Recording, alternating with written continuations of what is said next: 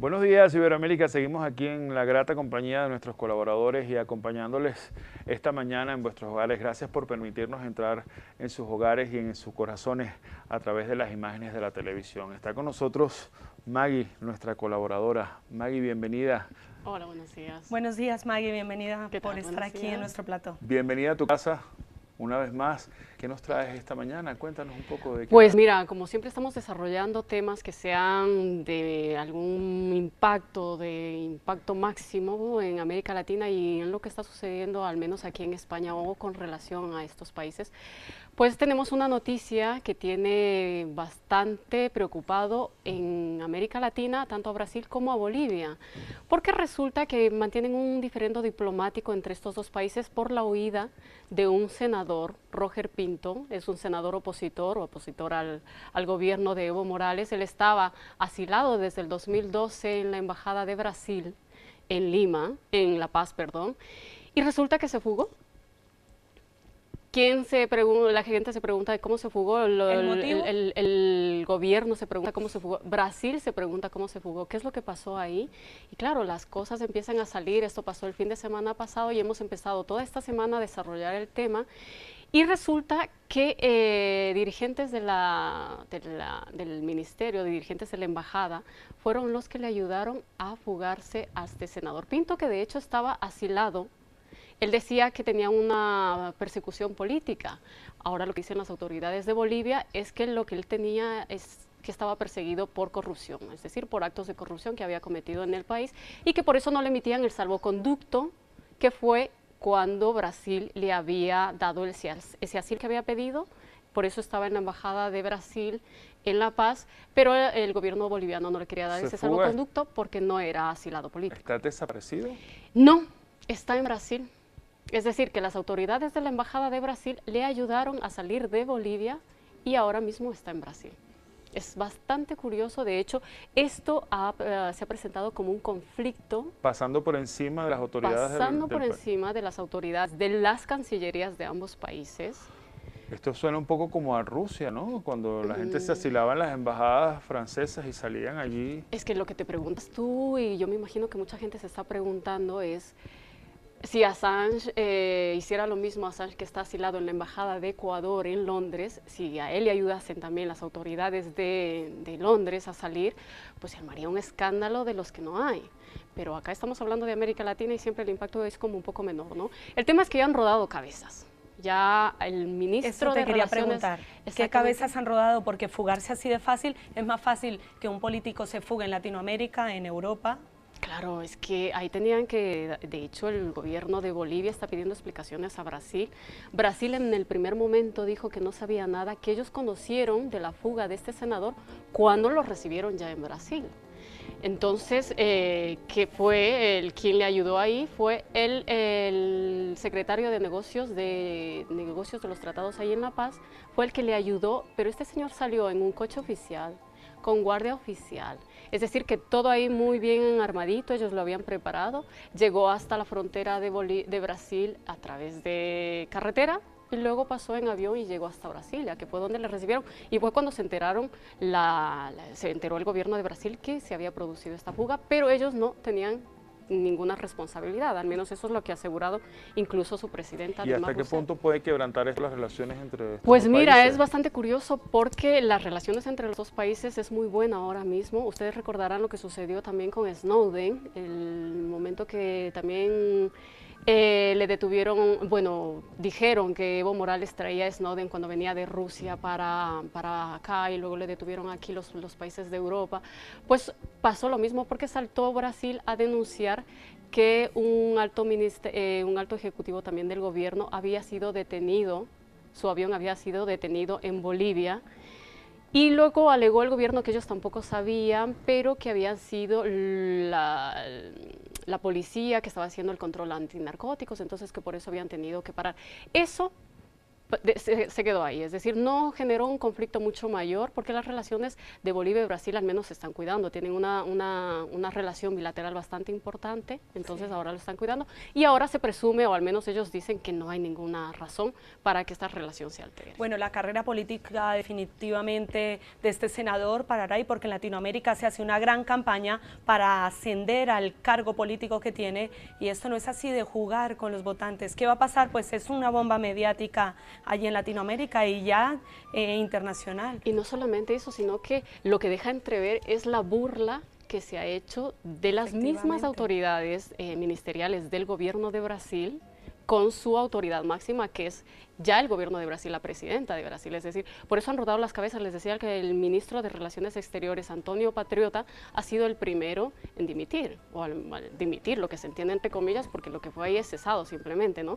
Entonces ha sido el primero, pero ahí van a ir rodando un poco más de responsabilidades, porque de hecho ayudar de forma legítima, si se puede decir así, pero de forma camuflada a la vez para que salga un asilado, pues es bastante grave, porque lo que deja ver es que se está yendo en contra de las convenciones y los tratados de asilo. Digamos que sale con un salvoconducto o algo así, o en un avión. No, el salvoconducto lo estuvieron negociando Brasil con Bolivia, pero como el gobierno de Bolivia aseguraba que este señor no tenía por qué tener ningún asilo porque no era un perseguido político, sino que era un perseguido por actos de corrupción, pues entonces Bolivia siempre se ha negado a darle el asilo. El senador Roger Pinto había denunciado relaciones con el narcotráfico, que Evo Morales tendría relaciones, o el gobierno de Evo Morales tendría relaciones con el narcotráfico, entonces todo se da a partir de entonces, eso sucedió en el 2012. Lo que se espera ahora, al menos lo que está pidiendo Bolivia, es la repatriación para que Roger Pinto pues regrese a Bolivia y encare todas las denuncias que tiene por corrupción. ¿Y se espera que regrese realmente? Eso es lo que están haciendo, de hecho han pedido, han solicitado a la Interpol, a la Policía Internacional, que también intervenga para que este señor sea repatriado y evidentemente también juzgado. Vamos a ver lo que pasa, pero al menos las relaciones bilaterales de momento no se han alterado. Y el pueblo debe estar muy alborotado por todo esto, ¿no? El pueblo brasileño, boliviano. Bueno, en este caso, pues es evidente que la burla, aparte de burlarse de todo lo que es el gobierno, también es una burla a la soberanía de un país, tanto de las autoridades brasileñas como ahora mismo de este señor Pinto, el senador, que es un senador opositor, pues que de alguna forma también, si es un representante de tu país, si es un representante, si tú le has votado para que sea representante de tu país, pues de alguna manera también esta burla que haría contra la población, porque al final se está fugando. La confianza que se deposita. Y si tiene actos de corrupción, pues evidentemente no está encarando eso y lo que hace es escapar y ahora mismo pues ya a salvo, se podría decir entre comillas, en Brasil, le aguardaría simplemente mantenerse ahí. No creo, vamos a ver, seamos optimistas, esperemos que le repatrien, pero yo al final, ya asilado, ya estando en otro país es como un poco difícil, ¿no? Que pueda salir. Veamos qué es lo que pasa. Lo importante es que en algún momento se rindan cuentas a la justicia. Lo importante sería, pero como tenemos una trayectoria en América Latina de que muchos de estos políticos o muchos senadores cometen actos de corrupción y al final casi siempre terminan o asilados en otros países, como por ejemplo, ahora mismo hay muchos asilados en Estados Unidos, gente que tiene delitos cometidos con actos de narcotráfico, con actos de corrupción, y en estos países se les da el asilo, pues es como una trayectoria bastante difícil. Sí, digamos que Estados Unidos, dependiendo de la importancia del asilado, lo repatria, lo reporta, claro, lo deporta. Claro, lo deporta a su país de origen. Depende de los intereses que haya ahí, entonces si te queda bien, pues te lo quedas, le das el asilo, pero si no, al rato lo están deportando. Entonces, es como una especie de intereses. Aquí se juegan mucho los intereses y además también están los intereses comerciales que mantiene Bolivia y Brasil. No van a dejar que este tema político, que al final es algo que pesa, altere las relaciones económicas, que es lo importante que ahora se está manejando justamente con Brasil, que es la primera potencia económica en América Latina. Un poco Estados Unidos mueve los hilos del mundo, ¿no? O sea, de una u otra forma. Es que seguimos eso lo aquí, viendo. hay otras cosas que nos traes por allí. Sí, ya lo estamos versan sobre viendo, el tema. es Estados Unidos impresionante. es la gran potencia que mueve los hilos del mundo. ¿Qué viene por allí? ¿Qué tenemos? Pues mira, una de las noticias que han impactado, que vienen impactando desde hace mucho tiempo, es sobre el conflicto de Siria. Esta irrupción que parecía ser inminente ya una irrupción armada contra el gobierno de Siria. La última hora es que al menos el gobierno del Reino Unido, que es uno de los aliados a Estados Unidos, porque toma en cuenta que está Reino Unido, está Francia, entonces están apoyando que se haga un ataque militar a Siria, estaban apoyando. Ahora, la última resolución del Reino Unido, que no ha podido dar camino o paso abierto a ese tema, es porque el Partido Laborista se ha opuesto, evidentemente, a la propuesta de Cameron. Y lo que van a hacer ahora mismo es esperar que el grupo que está haciendo las investigaciones de estas armas químicas, esas supuestas armas químicas, sí, al final dicen que sí. Lo que no se sabe, hay armas químicas, eso se sabe. Se votaron ese 21 de agosto, se votaron armas químicas, se sabe. Lo que no se sabe es quién las hizo. Eso es lo que falta. Se presume que puede ser el gobierno, como que se presume que puede ser los rebeldes. Entonces el tema está ahí como un poco latente, pero evidentemente aquí sobresale, claro. ¿Tú crees que sea necesaria una guerra para reactivar las economías de los países? Porque siempre sucede lo mismo. Cada vez que la economía, primero una crisis, luego una guerra. Sí. Sí, justamente ese es el punto. Mira, dicen que la historia se va repitiendo con el tiempo y los casos se van dando a medida que se van olvidando ciertos puntos, ¿no? Entonces ahora se vuelve a repetir. Casi siempre ya queda como modelo, como formato, casi siempre después de una gran crisis hay una gran guerra. Entonces, lo que se puede decir ahora mismo es que esta puede ser la excusa para la recuperación económica tanto de Estados Unidos como de Europa, porque la comunidad europea también está metida, que hay intereses que están ahí, está toda la parte mediterránea. ¿Cuáles son los intereses de la Comunidad Europea? El interés simplemente es el poder apoderarse de todos esos terrenos que descubrieron de gas natural. Toda la parte mediterránea tiene riquezas en petróleo y gas natural. Y luego cuando empiezas a analizar esto entiendes por qué han venido las guerras de antemano. Estaba la guerra de Egipto, estuvo la guerra de Túnez también.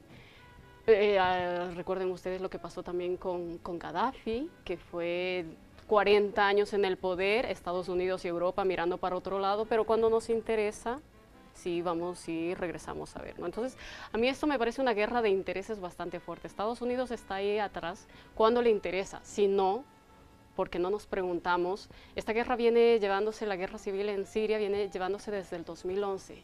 Ha habido casi, o un número aproximado, son 200.000 personas muertas. ¿Qué pasa? Que esas 200.000 personas muertas no eran importantes hasta ahora que hay las armas químicas. Es decir, te deja como pensando, ¿es legítimo que se hagan ataques militares o bombardeos militares o que se use otros medios para matar a esta cantidad de gente? Pero no es lícito que utilices armas químicas. Entonces, es como preguntarse esa contradicción que hay. ¿Por qué ahora las armas químicas supuestamente son importantes para que tengas eso como justificación y atacar a otro país, cuando en otros momentos de guerras, por ejemplo en los años 80, cuando Irak utilizó armas químicas para irse contra Irán, Estados Unidos no dijo nada. O lo que pasó en la guerra aquí en España también, cuando apoyó España la guerra contra Irak, España, Reino Unido y Estados Unidos también, que siempre casi se mantiene como esa especie de poder tripolar, ¿no?